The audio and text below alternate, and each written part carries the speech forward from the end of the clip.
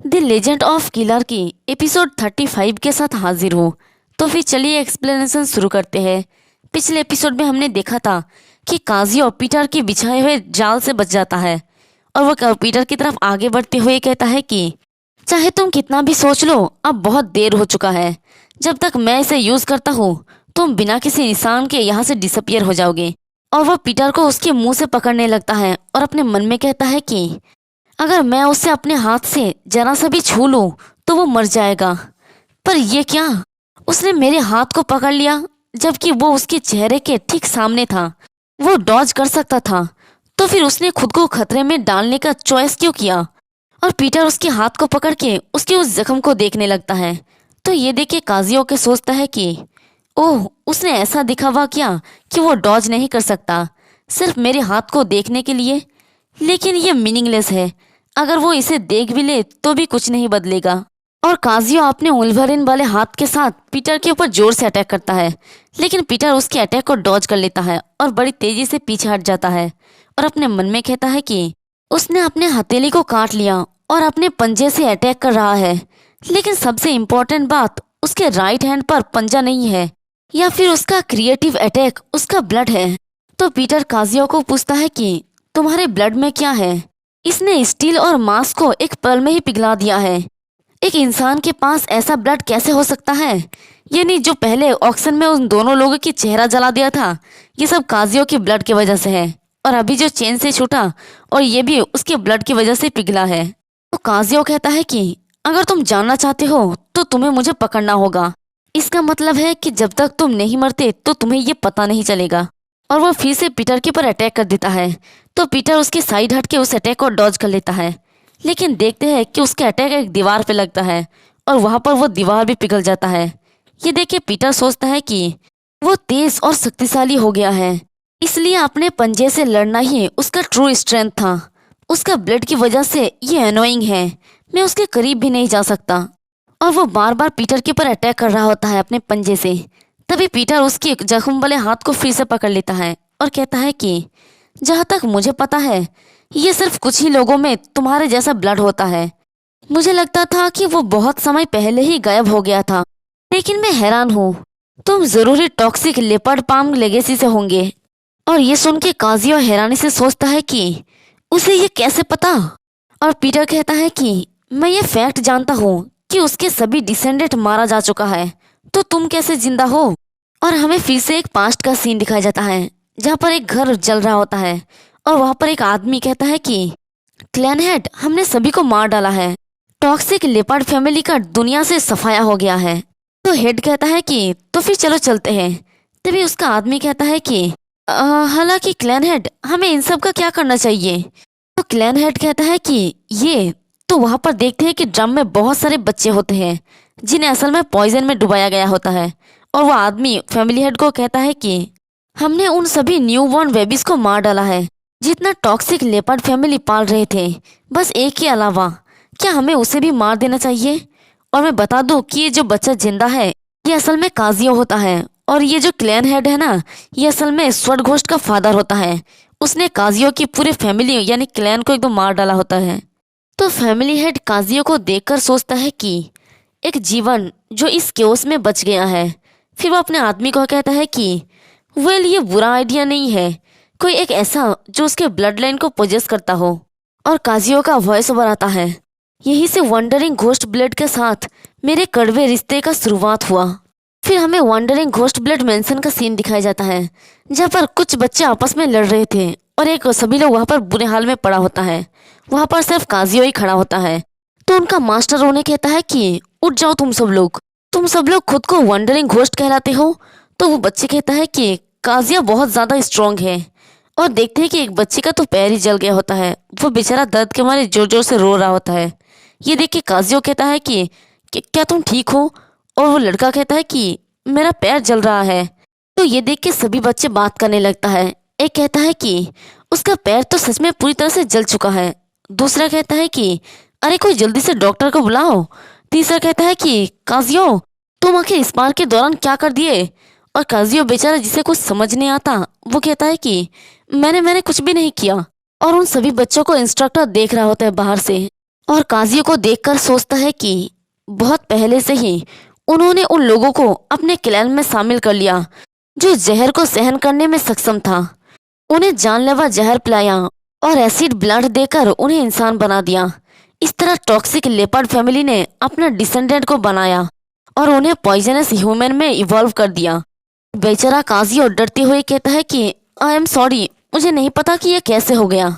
और इंस्ट्रक्टर सोचता है कि कॉम्बैक्ट और पॉइजनस ब्लड का एक जीनियस सेंसेस, इस रेट पर तो वो काफ़ी पावरफुल बन जाएगा। मुझे तैयार हो जाना चाहिए और एक जार को तैयार कर लेना चाहिए।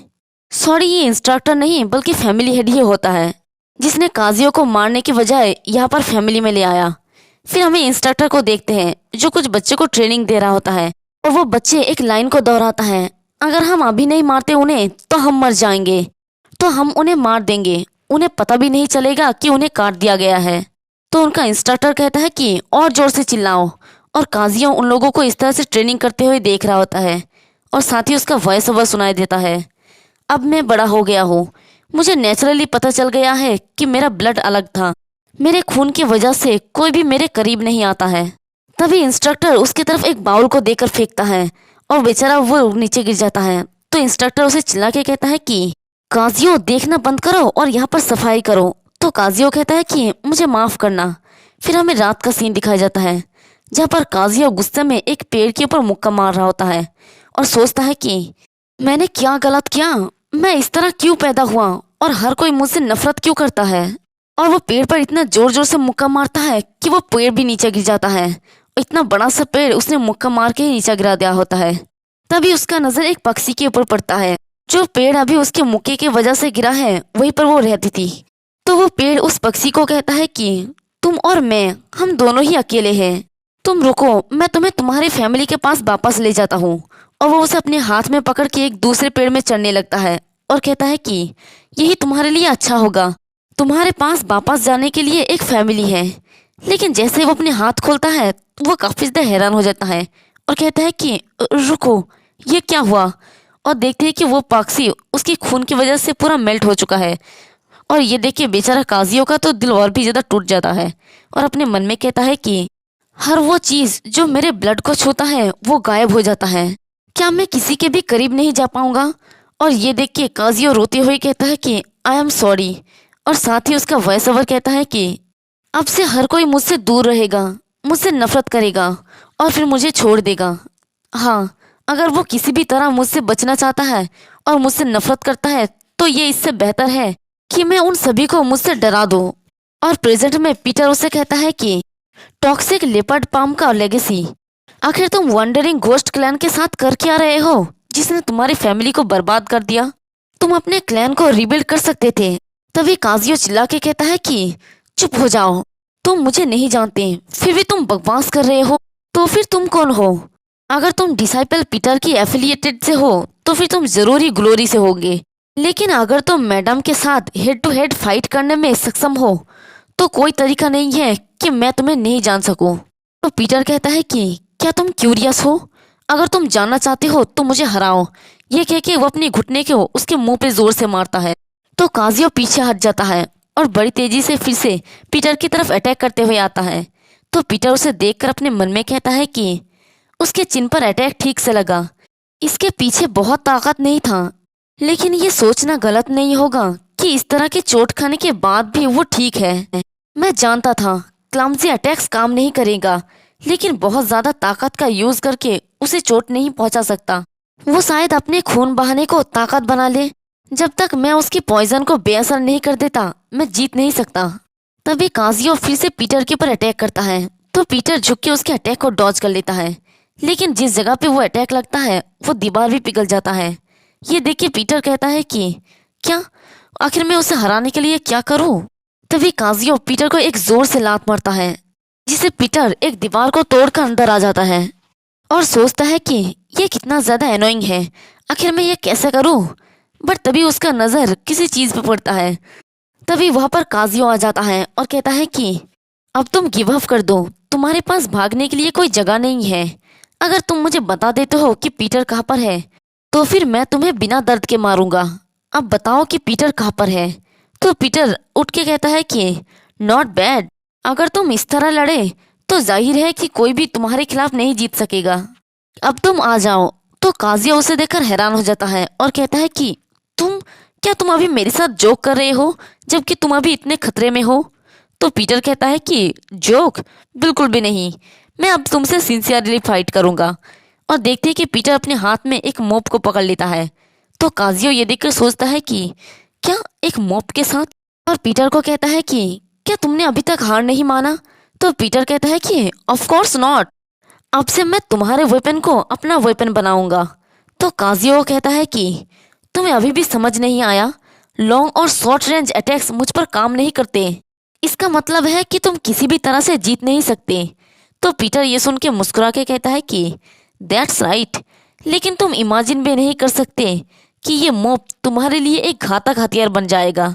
और यहीं पर हमारा ये वाला एपिसोड भी खत्म होता है। अब हमारा पीटर इस मोप के साथ काजियो को कैसा हराता है ये तो हमें नेक्स्ट एपिसोड में पता चल जाएगा।